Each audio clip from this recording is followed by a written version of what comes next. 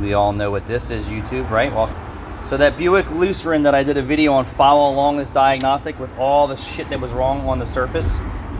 Broken vacuum lines, airbox not bolted in, wire harness arcing on the exhaust manifold, thermostat, it was actually in upside down once we pulled that out. It had a thermostat code.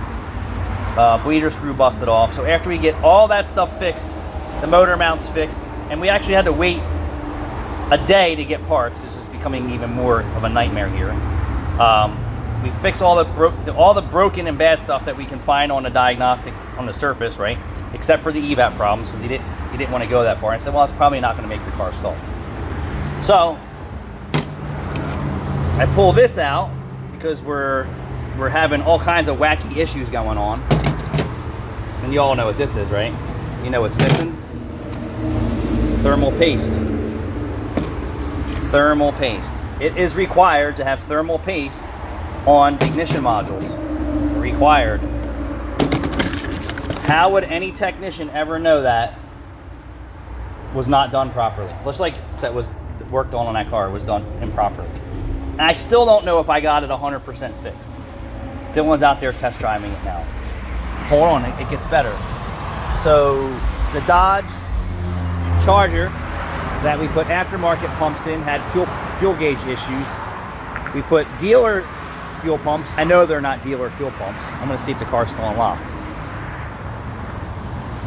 So they sent me fuel pumps with no pigtail and instruction, and then when I plugged the fuel pump in, the car didn't run. So then I went and did some hokey wire work underneath, and the car ran. So see that part number? Yeah. That does not look like a OEM fuel pump part number. My opinion. So the first one, I did some hokey wiring underneath, got the car to run, called the dealer and said, listen, I didn't get any instructions. There was no pigtail in the box. Send me another one. I got the car to run. They send me another one with the instructions. We verified that it's wired right. Put that fuel pump in.